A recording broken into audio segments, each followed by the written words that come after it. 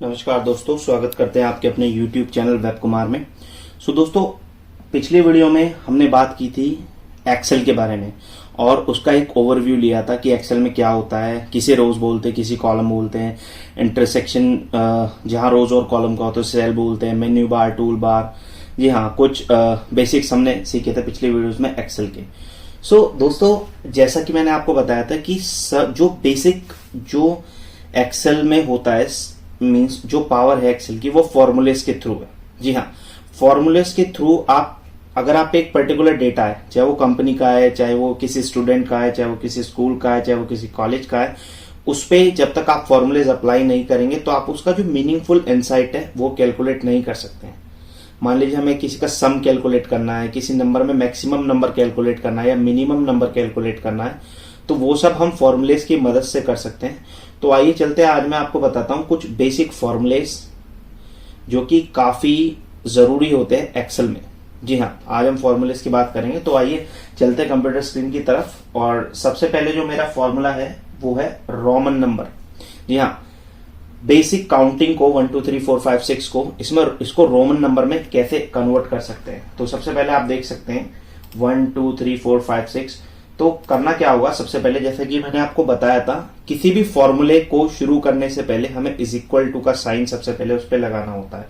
तो क्या करेंगे, हम यहाँ पे इज इक्वल टू का साइन लगाएंगे, रोमन लिखेंगे, तो आपको ऑटो सजेशन मेथड मिल जाएगा। उस पर आप टैब का बटन को प्रेस करेंगे, टैब, और आपको नंबर सेलेक्ट करना है जिसको आपको कन्वर्ट करना है, और उसके बाद कोमा क्लोज करके और फॉर्मूले को कंप्लीट करके एंटर करेंगे तो आप देख सकते हैं ये आ गया रोमन नंबर। उसके बाद इसको ड्रैग करेंगे तो सभी रोमन्स नंबर ऑटोमेटिकली आ जाएंगे ऑटोफिल ऑप्शन से, आप देख सकते हैं। इसी तरीके से यहाँ पे भी हम यही करेंगे, रोमन, टैब, नंबर को सेलेक्ट करना है और क्लोज करना है फॉर्मूले को और एंटर प्रेस करना है, तो आप पे 10 का जो रोमन काउंटिंग में नंबर है वो आ जाएगा। उसके बाद आप ऑटोमेटिकली देख सकते हैं। तो ये था रोमन नंबर का कंसेप्ट कि कैसे भी रोमन फॉर्मूले के थ्रू कैसे हम एक न्यूमेरिकल नंबर को कैसे हम रोमन काउंटिंग में कन्वर्ट कर सकते हैं। Now another thing is HCF and LCM. जी हाँ, आपने जब आप 6th या 7th या 3rd 4th क्लास में होंगे तो आपने एलसीएम और एचसीएफ का कॉन्सेप्ट पढ़ा होगा, और काफी समय ये एलसीएम और एचसीएफ का कॉन्सेप्ट आता है। तो बेसिकली एलसीएम का मतलब क्या होता है? एलसीएम का मतलब होता है लोएस्ट कॉमन मल्टीपल, ऐसा मल्टीपल जो कि अगर मेरे पे 2 या 3 डिजिट है तो वो नंबर जो कि उन तीनों के टेबल में आता हो उसे एलसीएम बोलते हैं, लोएस्ट कॉमन मल्टीपल। और अगर हम बात करें एचसीएफ की, ये है हाईएस्ट कॉमन फैक्टर, या आप इसे बोल सकते हैं ग्रेटेस्ट कॉमन डिविजन। तो चलिए इसमें हम आपको बताते हैं कि आप एलसीएम कैसे निकाल सकते हैं। मान लीजिए आप पे 3 डिजिट है, 5, 10 और 15, तो इसका एलसीएम निकालने के लिए इज इक्वल टू एलसीएम, जैसे कि मैंने आपको बताया, ऑटो सजेशन मेथड से टैब प्रेस करें और सिलेक्ट करें रेंज, जिसका भी आपको एलसीएम निकालना है। देन फॉर्मूले को क्लोज करके एंटर करें तो 5, 10, 15 का जो एलसीएम है वो 30 है। और ऐसे ही अगर आप ड्रैग करेंगे तो आपको ऑटोमेटिकली सभी के जो डिजिट के एलसीएम ऑटोमेटिकली कैलकुलेट हो जाएंगे। इस रो में कुछ नहीं था, ये 0 आ गया, और 3, 15, 18 का जो है 90 है। तो ऐसे ही आप एचसीएफ को कैलकुलेट कर सकते हैं। तो इज इक्वल टू जीसीडी। जी हाँ, एचसीएफ के लिए आप यूज करेंगे जीसीडी, ग्रेटेस्ट कॉमन डिविजन, और टैप करेंगे और रेंज को सेलेक्ट करेंगे तो आपको फॉर्मूले को क्लोज करके एंटर कर देंगे तो आपको हाईएस्ट कॉमन फैक्टर जो है उसका मिल जाएगा। तो इसी तरीके से आप ड्रैग कीजिए और जो है आपको ऑटोमेटिकली वो कैलकुलेट करके बता देगा। अब बात करते हैं स्क्वायर एंड क्यूब की। जी हाँ, आपने पढ़ा होगा स्क्वायर क्या होता है, किसी भी नंबर का स्क्वायर क्या होता है या किसी भी नंबर का क्यूब क्या होता है। तो मान लीजिए अगर हम 2 के स्क्वायर की बात करें, यानी कि हमें 2 टाइम उसको मल्टीप्लाई करना होगा, तो वो जो डिजिट आएगी उसे स्क्वायर बोलते हैं, और क्यूब में उसी नंबर को 3 बार मल्टीप्लाई करते हैं तो उसे क्यूब बोलते हैं। और स्क्वायर रूट जो होता है, बेसिकली जो पर्टिकुलर हम पे नंबर है अगर उसका रूट निकाले, और बेसिकली स्क्वायर का उल्टा जो है स्क्वायर रूट हो गया। मान लीजिए हमने 2 इंटू 2 करा तो वो 4 हो गया, अगर हम 4 का रूट निकालेंगे तो वो 2 आएगा। तो आइए देखते हैं कि एक्सेल के थ्रू हम इसको कैसे कैलकुलेट कर सकते हैं। तो बेसिकली करना क्या होगा, हमको इज इक्वल टू लगाना होगा, जो कि किसी भी फॉर्मूले से पहले लगता ही है। देन हमें टैप करना होगा पावर, पावर के बाद हमें फॉर्मूला और नंबर डालना होगा, यहाँ पे नंबर जो भी नंबर है, एंड देन कोमा, कोमा लगाइए और पावर बताइए कि कितने पावर में आपको उसका रूट लाइक स्क्वायर निकालना है या क्यूब निकालना है। तो यहाँ पे हमने 2 टैप करा क्योंकि हमें स्क्वायर निकालना है, और फॉर्मूला क्लोज करा तो देख सकते हैं 2 का 4 आ गया। अब इसी तरीके से आप ड्रैग करेंगे तो सभी का ऑटोमेटिकली कैलकुलेट हो जाएगा। जैसे कि आप देख सकते हैं 4 4 जा 16, 6 6 जा 36, 8 8 जा 64, 10 का 100। तो इसी तरीके से आप निकाल सकते हैं। और अब हम क्यूब की बात करेंगे तो सेम फॉर्मूला है, पावर, नंबर आपको यहाँ सेलेक्ट करना है और पावर बतानी है, आपको स्क्वायर निकालना है या क्यूब निकालना है, और 3 और क्लोज करना है, एंटर मारना है, आपको ऑटोमेटिकली रिजल्ट कैलकुलेट होके आ जाएगा। और इसी तरीके से ड्रैग करेंगे तो कितना भी डेटा हो आपका उसका सारा रिजल्ट जो है आपके पास आ जाएगा। बात करते हैं स्क्वायर रूट की। तो स्क्वायर रूट के लिए is equal to SQRT, SQRT के बाद आपको जस्ट नंबर बताना है किस नंबर का स्क्वायर रूट आपको निकालना है, और फॉर्मूला क्लोज करना है। तो आप देख सकते हैं, और इसी तरीके से आपको ड्रैग करना है तो आप पे ऑटोमेटिकली जो स्क्वायर रूट का अगर आपको पूरा डेटा दिया हुआ है तो उसके पूरे डेटे का स्क्वायर रूट ऑटोमेटिकली आपको कैलकुलेट होके मिल जाएगा। तो आइए चलते हैं आगे। अब बात करेंगे मैक्स एंड मिन। तो गाइस मान लीजिए अगर हमारे पास कोई पर्टिकुलर डेटा है, या जैसे हमारे पास यहाँ नाम है, कुछ नेम्स हैं और उन्होंने क्या क्या स्कोर किया है, उनके स्कोर्स हैं।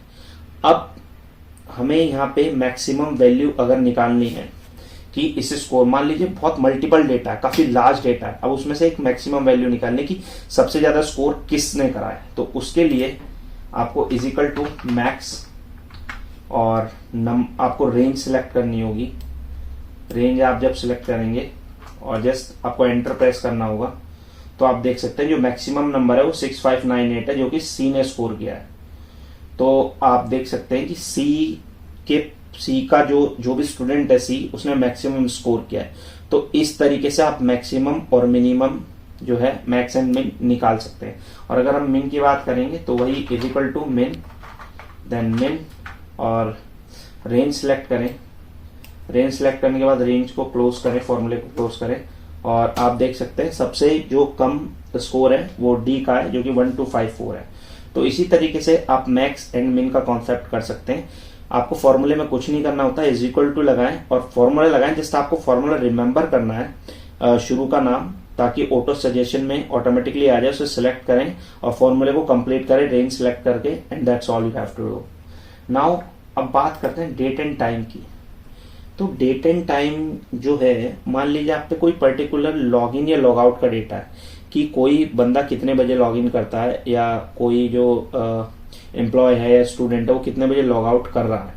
तो उसके लिए करना क्या होगा, आपको उसके नाम के आगे इज इक्वल टू नाउ और जस्ट फॉर्मूले को क्लोज करना है, और आप देख सकते हैं ये आपको टाइम बता देगा कि क्या पर्टिकुलर टाइम है। और ऐसे ही आप मल्टीपल रोज में इसको कर सकते हैं, मल्टीपल सेल्स में। तो आप देख सकते हैं इसी तरीके से आप डेट एंड टाइम को भी कैलकुलेट कर सकते हैं। नाउ अब हम बात करेंगे प्रोडक्ट की। प्रोडक्ट बेसिकली मल्टीप्लिकेशन होती है। अगर हमारे पास कुछ नंबर है एक सीरीज में, एक कॉलम में, तो उसका पर्टिकुलर प्रोडक्ट क्या होगा, उस पूरे की मल्टीप्लिकेशन, जैसे 2 into 4, 4 into 6, 8 into 10। तो इसके लिए इज इक्वल टू प्रोडक्ट, और जो है रेंज को सिलेक्ट करें जिसका भी आपको प्रोडक्ट निकालना है, और क्लोज करें, और आप देख सकते हैं 2 into 4 into 6 into 8 into 10, 3840 आएगा। आप कैलकुलेट करके देख सकते हैं। तो ये थे कुछ formulae, Roman, HCF, LCM, square, cube, max, min, date and time, जो कि बेसिक फॉर्मूलेज है, and you must know these formulae. जी हाँ, आपको ये जानने काफी जरूरी है अगर आप एक्सेल सीख रहे हैं तो। और लास्ट मैं आपको बताऊंगा ट्रांसपोज के बारे में कि ट्रांसपोज होता क्या है। तो गाइस आप देख सकते हैं अभी जो हमारा डेटा है वो हमारे पास एक वर्टिकल फॉर्मेट में है, यानी कि कॉलम्स के फॉर्मेट में है, जैसे नेम, स्कोर, ग्रेड्स। अगर इस फॉर्मेट को हमें रोज में करना है, मान लीजिए नाम, नेम, स्कोर, ग्रेड्स, और आप यहाँ ले लीजिए, तो पूरा आपको सिलेक्ट करना होगा कितने रो हैं, कितने कॉलम है। उसे सिलेक्ट करने के बाद आप इज इक्वल टू करें ट्रांसपोज, ट्रांसपोज लिखें, ट्रांसपोज लिखने के बाद पूरे एरे को सिलेक्ट करें, मतलब उसकी रेंज को सिलेक्ट करें कि कहां से कहां तक है। उसकी पूरी रेंज को सिलेक्ट करने के बाद कॉलम को फॉर्मूले को क्लोज करने के बाद प्रेस करें कंट्रोल शिफ्ट और एंटर। जी हाँ, एक बार दोबारा मैं आपको करके दिखाऊंगा ताकि आप इसको अच्छे से देख पाए और आप नोट डाउन भी कर सकते हैं, क्योंकि ये थोड़ा सा कॉम्प्लेक्स है। जी हाँ, थोड़ा सा ये कॉम्प्लेक्स है। तो आप एक बार दूसरा ले लेते हैं, दूसरी शीट में यहाँ कैलकुलेट करते हैं। तो नेम स्कोर ग्रेड्स के लिए 3 रोज हमने सिलेक्ट करी एंड 1 2 3 4 5 कॉलम हमने सिलेक्ट कर लिए, 3 4 5। जी हाँ, और सिलेक्शन के बाद इज इक्वल टू प्रेस करें, ट्रांसपोज लिखें, ट्रांसपोज फॉर्मूले को सेलेक्ट करें टैब दबा के और पूरा एरे सेलेक्ट करें। एरे मीन्स जो भी रेंज है जहां से जहां तक आपके नेम स्कोर और ग्रेड्स हैं, फॉर्मूले को क्लोज करें। इसके बाद प्रेस करें कंट्रोल शिफ्ट और एंटर एक साथ, ताकि आपका जो है कॉलम से हॉरिजेंटल वे में यानी कि रो में आपका डेटा आ जाए। तो गाइज ये थे कुछ बेसिक फॉर्मूलाज जो कि मैंने आपको बताए। तो मिलते हैं गाइज अब नेक्स्ट वीडियो में। अगर वीडियो अच्छी लगी हो तो कृपया चैनल को सब्सक्राइब करें और लाइक करें, कमेंट करें। Thanks for watching.